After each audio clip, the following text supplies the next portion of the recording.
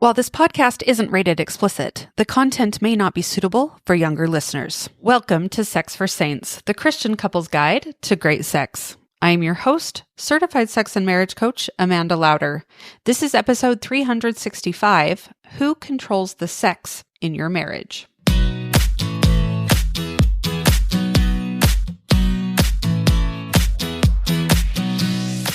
Welcome to Sex for Saints, a podcast for Christian couples.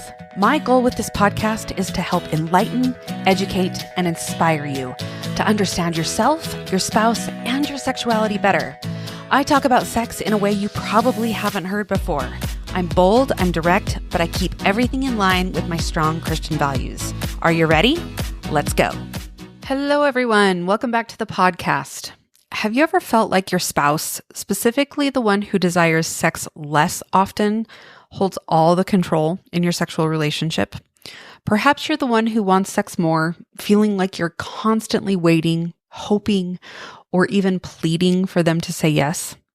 Alternatively, maybe you're the one who wants it less, and it seems like your spouse is always watching you expectantly, leaving you feeling guilty, pressured, or even annoyed.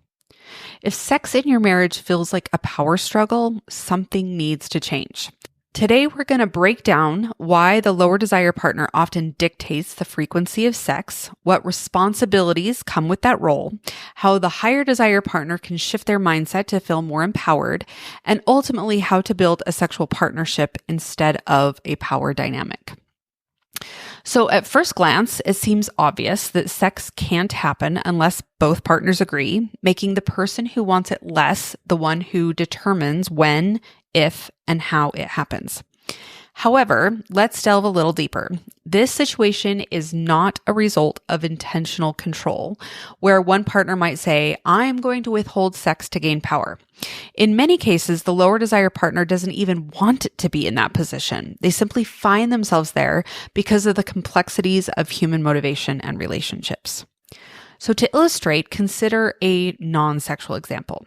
Imagine one spouse loves attending social events, while the other is more of a homebody. The social spouse may want to go out every weekend, but the homebody prefers quiet evenings at home. Ultimately, how often do they go out as a couple? It is only as often as the homebody agrees to go. This scenario highlights how preferences naturally influence decisions in the relationship, much like how sexual desire impacts intimacy. The lower desire partner often inadvertently dictates the frequency of sex, not out of a desire to deprive their spouse, but rather because that's simply where they land without effective communication. Being the lower desire partner can feel comfortable in many ways. You're the one being pursued, which can feel validating and even romantic. You don't have to put in much effort to receive love and affection, and you get to decide when sex happens. So you never feel pressured to engage when you don't want to. For some, this role feels very safe. They enjoy the benefits of being wanted without necessarily stepping into the vulnerability of wanting themselves. However, this dynamic often comes with a heavy burden. Many lower desire partners express feelings of guilt for not wanting sex as much as their spouse, or wishing they could want it more to make their spouse happy. Some even feel the weight of being the one who has to constantly say no or fix what they perceive as a problem. While it might appear that the lower desire partner holds control, many don't want that responsibility, leading to feelings of pressure rather than empowerment. And it can be likened to being in charge of deciding where to eat every night when you don't have a strong preference. Each time you say, I don't know, your spouse's frustration grows, which can feel uncomfortable and burdensome.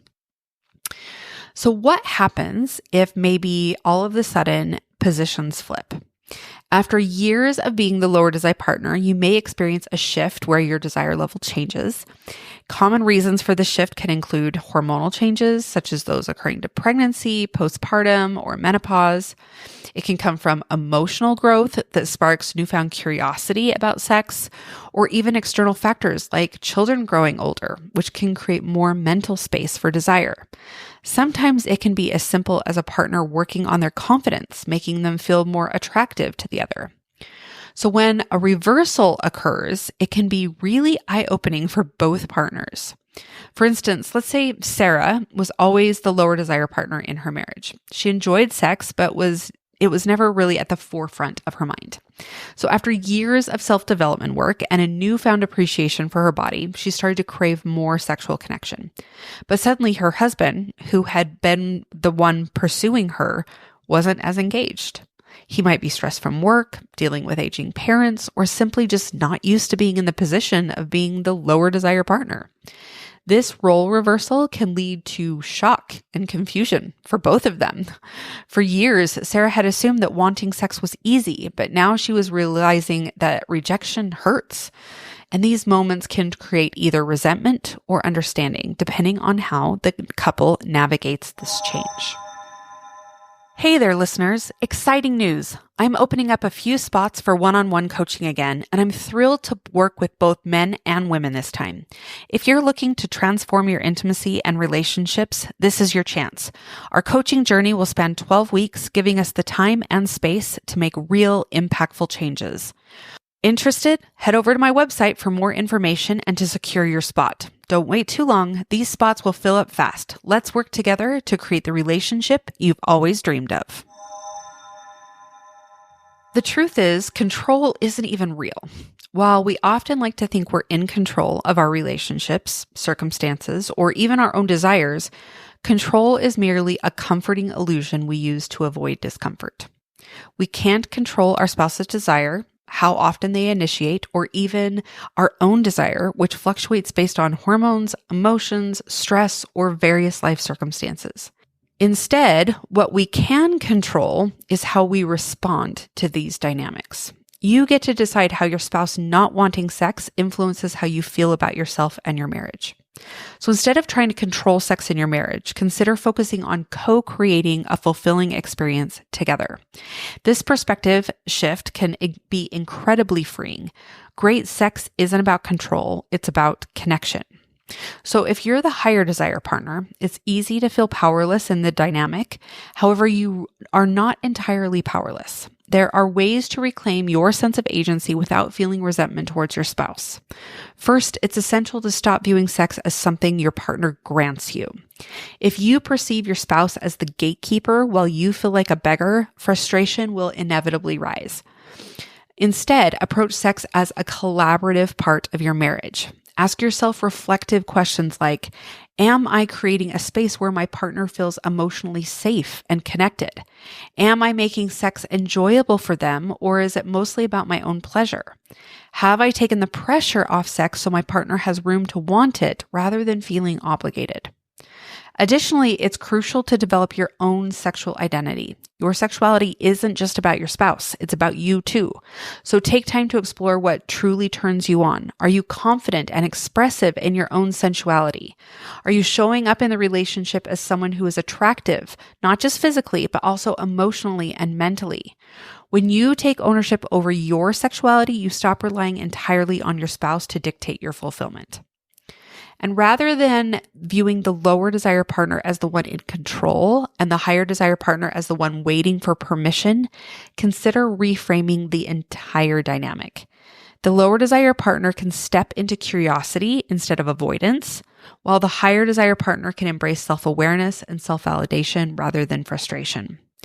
When both partners shift their perspectives, sex stops being about power and becomes instead about pleasure and connection and shared experience. So what's one small thing you can do today to start shifting this dynamic in your marriage? Perhaps it's initiating a conversation, engaging in self-reflection, or even dropping the power struggle altogether. When sex ceases to be about control, it transforms into something far more fulfilling, an experience you both can create together. All right, my friends, that's all I've got for you today. Thanks so much for joining me, and we'll see you next time. Remember, love is a journey, not a destination. Stay committed, stay passionate, and stay connected. Bye-bye.